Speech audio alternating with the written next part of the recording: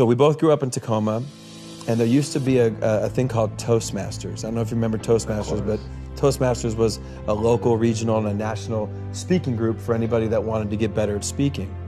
Well, my dad had gone to a Toastmasters early on and heard one of the most successful magazine entrepreneurs in the world speak. He comes back and tells me, I just had a chance to hear one of the most successful magazine entrepreneurs in the world speak. And he said, when are you taking your SAT? I said, I'm taking it next year. He said, well, this guy was failing out of high school. He was struggling. He was raised by a single mom in the Midwest, but he promised his mother he would take a test called the SAT. So he takes the SAT in May, his junior year, doesn't expect anything, gets his score back in June. Now the SAT, which I don't know how many your population know, but it's a standardized test with a math part and a verbal part. Both are scored out of 800 points. Well, this guy takes it, he's bombing, he's failing out of school, he doesn't expect anything as he's telling the story at Toastmasters. Well, he gets a 1480 out of 1600. So he's stunned, right? That would be, for the smart people that listen to your podcast. Insane, yeah. Right, cognitive dissonance, right? I got a 900 on my SATs, just to give people a frame. Right, and I got a 990, excuse me. And I got a 1010, right? I was just, hey, 4 digits, it was a miracle, right? But it's a hard test, and you know, it's a variety of different things. So he gets the score, and his mother, doing what any mother would do, knowing her kid, says, did you cheat? Right? She knows her son, and he says, I swear to God, I tried to cheat, but the way the numbers were and the scantrons and the bubbles, you couldn't cheat. So she says, you mean to tell me you really got that score? He said, yeah, I got the score. So he's stunned, Tom. So as my dad's telling me the story, I'm like, okay. So he says, all right, so what he decides is, because he realizes he's smart and he's going into his senior year, he says, I'm gonna go to class. Now he starts to go to class, he doesn't hang out with who he did when he didn't go to class. All right? Teachers see him in class and they said, hey, maybe Franklin Pierce, maybe we missed the boat on this kid. So they start to treat him differently. Well, as the guy would tell the story, he graduates, goes to a community college, goes on to Wichita State, goes on to the Ivy League, and becomes this massively successful magazine entrepreneur. So I said, okay, well, the guy was always smart, he just needed a standardized test to unlock it. My dad said, no, that's not the story, and this is what I want you to understand. He said, 12 years after all this guy's success, he gets a letter in the mail from Princeton, New Jersey. Doesn't think anything about it. The next day, his wife says, you're gonna open it. He opens it. True story, turns out the SAT board will periodically review their test-taking procedures and the policies. The year he took the test, he was one of 13 people sent the wrong SAT score. His actual score was a 740 out of 1600. And he said, people think my whole life changed when I got the 1480. But what happened? My whole life changed when I started acting like a 1480. And what does a 1480 do? He goes to class.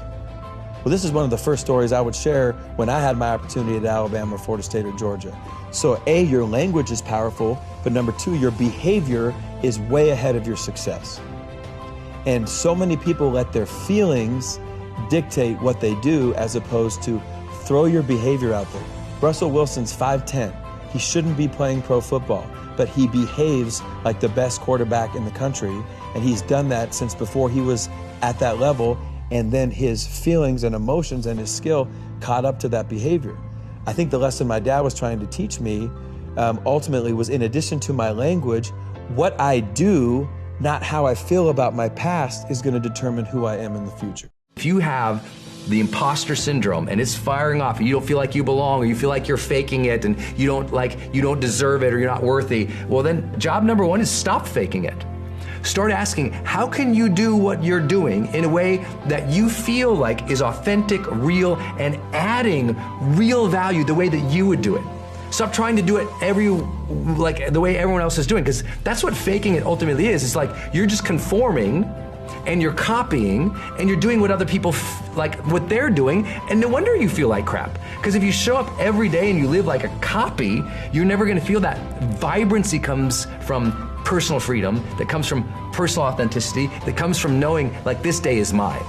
Because if you live each day as another person, you never get that gift of, this day's mine, I got it, this is real for me. And so of course you feel like a fake and a phony, because you're showing up running everybody else's playbook, trying to fit into everybody else's thing. And I'm here to tell you, listen, I know I'm being a little hard sometimes in my videos, but I'm here to, I do that because I'm cheering you on. I know that no matter who you are and where you're watching this or when you're listening to this, I know this about you. You've got like a bottomless level of potential. Like, you have the ability to figure things out and live life on your terms and add a level of value into the world that I can't do, that anybody else you follow, like, watch, they can't do because they're not you. They haven't lived uniquely in your shoes. They haven't studied what you study or observed what you have observed or dealt with everything that you've dealt with or had the same exact aspirations and dreams. You know, there's 7 billion people on the planet. We're all unique. And so you've got to say, okay, if I feel like an imposter here, what would my truth be in this space? What would, like, if I stepped away and I just, like, what would be real for me to do? Like, your job one is to stop faking it, stop conforming, stop copying, and say, how would I do this and add a unique value that I'm passionate about? And that helps immediately break some of that imposter syndrome. I dare you to fix me. I'm crossing the line again, falling